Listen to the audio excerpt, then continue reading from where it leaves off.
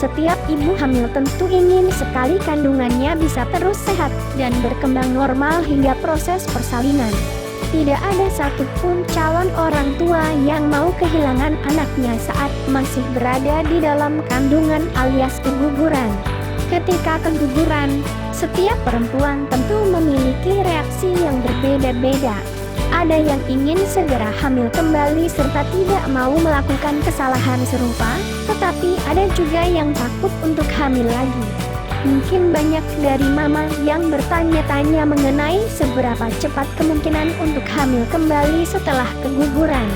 Sebagai organisasi kesehatan dunia menyarankan ada baiknya menunggu untuk hamil kembali sampai 6 bulan setelah keguguran. Beberapa penelitian mengatakan bahwa terlalu cepat kembali hamil dalam kurun waktu 6 bulan dapat meningkatkan beberapa kemungkinan seperti anemia, kelahiran prematur hingga berat badan bayi terlahir rendah. Meskipun begitu dilansir dari The Out Clinic, efek keguguran memang akan memengaruhi siklus menstruasi. Ovulasi paling cepat dapat terjadi 2 minggu pasca keguguran. Perdarahan bisa berlangsung lama bila keguguran terjadi pada trimester pertama atau trimester kedua. Tidak perlu khawatir karena perdarahan akan berkurang dan kadar hormon dalam tubuh kembali normal, sehingga siklus menstruasi bisa berlanjut. Mengetahui siklus menstruasi menjadi salah satu hal terpenting untuk memastikan kapan masa subur kembali setelah keguguran. Perlu diketahui bahwa siklus menstruasi akan kembali terjadi dalam kurun waktu 4-6 minggu pasca keguguran. Untuk yang ingin segera hamil kembali, kali ini popmama.com sudah merangkum beberapa informasi care dalam menghitung masa subur setelah keguguran. 1. Perlu mengenal jangka waktu selama siklus menstruasi. Menandai tanggal menstruasi pada kalender berguna untuk mengenali jangka waktu pada siklus menstruasi dalam satu periode. Normalnya siklus menstruasi berlangsung selama 21-35 hari. Siklus menstruasi ini bisa dihitung dari hari pertama menstruasi hingga hari pertama menstruasi periode berikutnya. Kamu bisa melakukan perhitungan siklus menstruasi selama beberapa bulan untuk memastikan dan melihat konsistensi jangka waktu di masing-masing periode. Bila mengalami perdarahan ringan yang tidak termasuk ke dalam menstruasi, beri tanda pada kalender dengan sejumlah keterangan. Selain bisa mengetahui kondisi yang terjadi pada siklus menstruasi, catatan dan informasi keterangan ini tentu akan memudahkan kamu dalam mengetahui kapan masa subur dan ovulasi akan datang. 2. Mengenali tanda-tanda masa subur melalui 3 metode.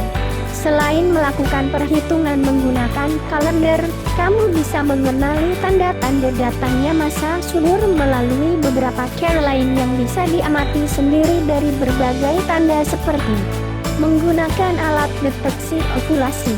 Untuk beberapa perempuan, mungkin ada yang merasa kesulitan karena memiliki siklus menstruasi kurang teratur.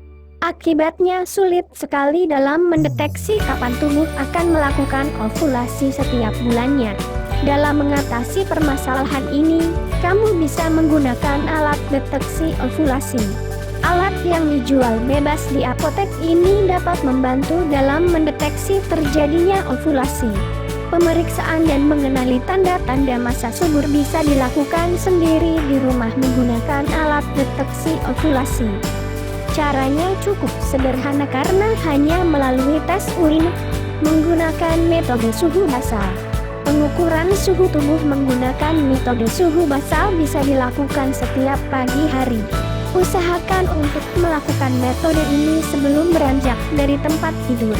Saat terlihat tanda-tanda ovulasi, maka suhu basal tubuh akan meningkat 0,3 hingga 0,5 derajat Celcius.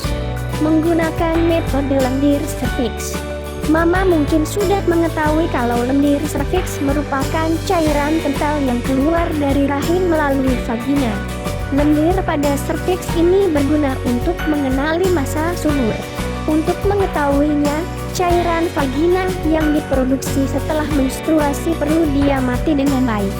Bila terjadi ovulasi, tubuh akan memproduksi cairan vagina berwarna bening dan cair. Jika diperhatikan, cairan ini akan menyerupai putih telur. 3. Mengenal perubahan tubuh ketika ovulasi. Beberapa perempuan terkadang kurang menyadari hadirnya masa subur. Untuk itu, perlu sekali menyadari beberapa kemunculan sebagai tanda-tanda ovulasi. Kepekaan terhadap perubahan kondisi tubuh perlu dilakukan, seperti banyaknya lendir pada vagina, terjadi kram ringan atau nyeri di salah satu sisi panggul, payudara terasa nyeri, hingga perubahan suhu tubuh yang semakin tidak stabil. Bila kamu ingin lebih akurat dalam menghitung masa subur, ada baiknya untuk berkonsultasi juga lebih lanjut dengan dokter. Tanyakanlah berbagai hal mengenai siklus menstruasi usai keguguran dan cara mudah dalam menghitung masa subur. Hal ini untuk dapat memastikan kondisi tubuh yang sesungguhnya usai mengalami keguguran. Perlu diingat, pasca keguguran akan mengubah siklus menstruasi yang sebelumnya alami menjadi kurang teratur. Biasanya usai 3-6 kali siklus menstruasi rutin terjadi setiap bulan, perlahan-lahan kamu akan mengenal perhitungan masa subur yang lebih pasti. Semoga beberapa informasi kali ini bisa membantu ya.